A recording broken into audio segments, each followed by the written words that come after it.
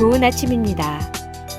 오늘도 말씀 안에서 교회로 살아가는 하루가 되시기를 바랍니다.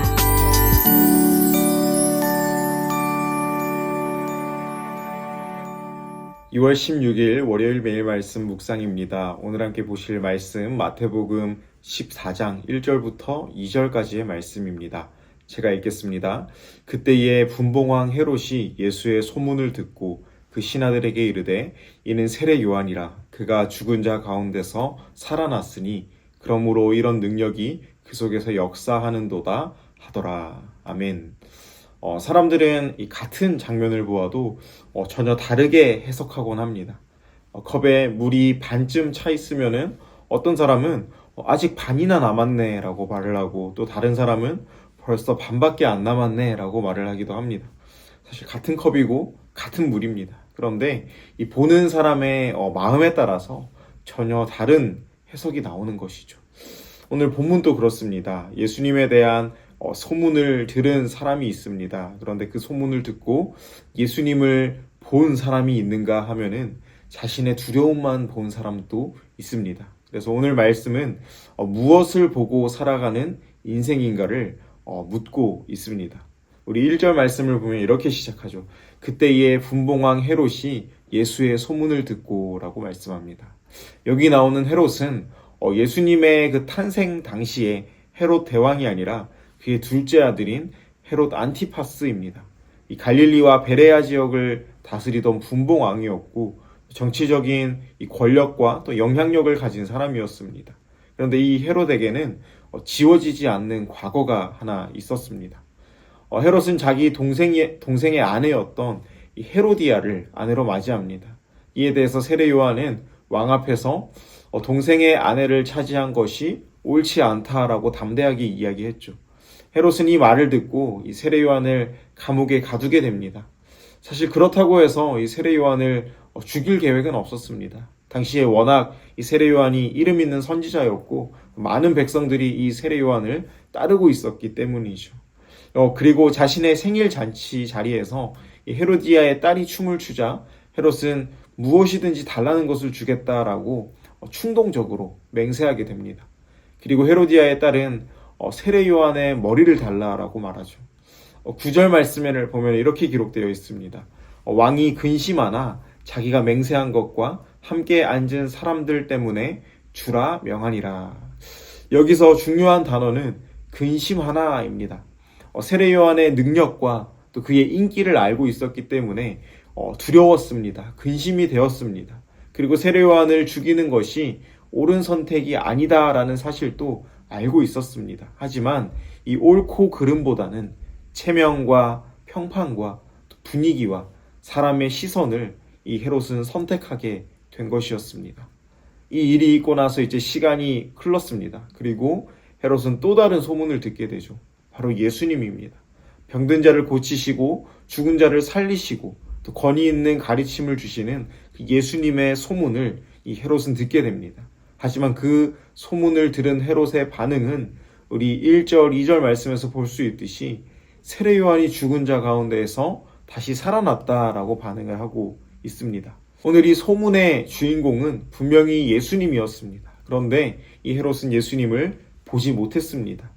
누구를 떠올립니까? 바로 자기가 죽인 세례 요한을 떠올리고 있습니다.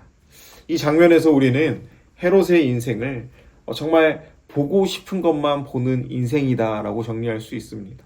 헤롯은 예수님을 보지 않고 자기 두려움만 보았습니다. 왜 그럴까요? 자신의 평판, 명성으로 이 세례 요한을 죽이기는 했지만, 그리고 자신의 죄를 덮어두고는 있지만은 자신의 기억을 지울 수는 없었기 때문입니다. 그래서 이 메시아이신 예수님, 그 복음의 소식은 들었지만은 기쁨이 아닌 세례 요한이 다시 살아난 게 아닌가 하는 그 두려움이 이 헤롯 가운데에 몰려오게 된 것이죠. 사랑하는 성도 여러분, 헤롯을 통해서 알 수 있듯이 회개하지 않는 죄는 사라지지 않습니다. 해결되지 않는 죄는 다른 모습으로 우리를 찾아옵니다. 회개하지 않은 죄는 두려움이 됩니다. 진리를 거부하면 불안이 됩니다. 헤롯은 왕이었지만 마음은 쫓기듯이 살아가는 안타까운 사람이었습니다. 겉으로는 권력을 잡고 있었지만 그 속에는 죄책감에 사로잡혀 있었던 것이죠. 그래서 진리는 들었지만은 돌이키지 않은 인생을 살아가고 있는 것입니다. 반면에 이 세례 요한은 무엇을 보고 살았습니까? 권력이 아니라 하나님의 뜻을 보았습니다. 그래서 이 왕 앞에서도 담대하게 진리를 말할 수가 있었습니다. 이 세례 요한은 그의 말의 결과를 계산하지 않았습니다. 왕의 잘못을 지적했는데 감옥에 갇힐 것을 몰랐을까요? 죽을 수도 있다는 것을 몰랐을까요? 아마도 알고 있었을 것입니다. 그러나 이 세례 요한은 옳고 그름 앞에서 영원한 하나님의 뜻을 선택하였습니다. 이 세례 요한의 인생은 길지 않았습니다. 그러나 그 방향이 분명하였습니다. 사람의 눈이 아니라 하나님의 눈을 의식하며 살아갔습니다. 그래서 그의 육신은 죽었지만 하나님의 선지자로서 주님 오실 길을 예비했던 사람으로 우리는 기억하고 있는 것입니다. 사랑하는 성도 여러분, 헤롯은 예수님에 대한 소문을 들었습니다. 하지만 예수님을 보지는 못했습니다. 그리고 우리도 그럴 수 있습니다.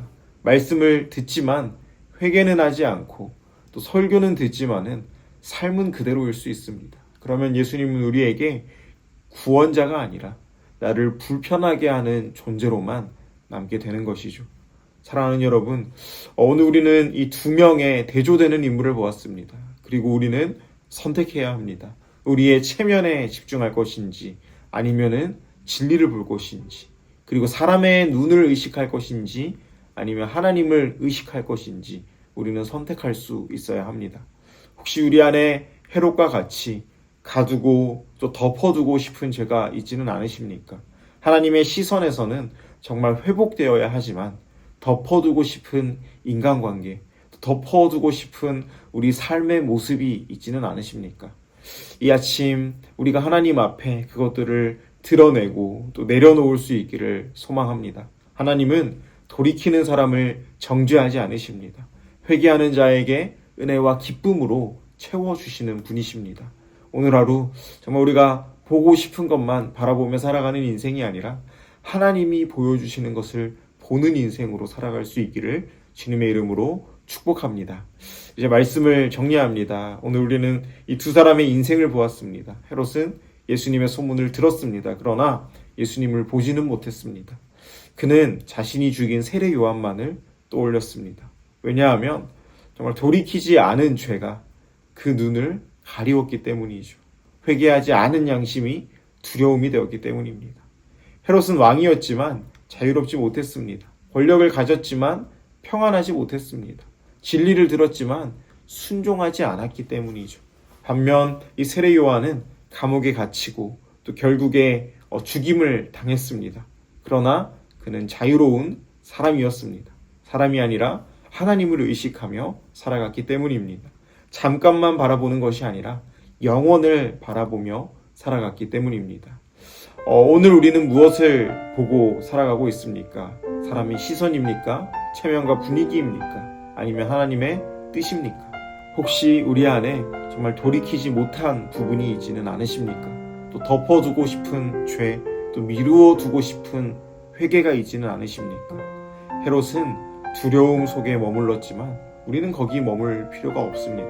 왜냐하면 우리에게는 예수님의 십자가가 있기 때문입니다. 정말 오늘 하루 보고 싶은 것만 보며 살아가는 인생이 아니라 하나님이 보여주시는 것을 보는 인생으로 살아갈 수 있는 저와 여러분들 될 수 있기를 주님의 이름으로 소망합니다.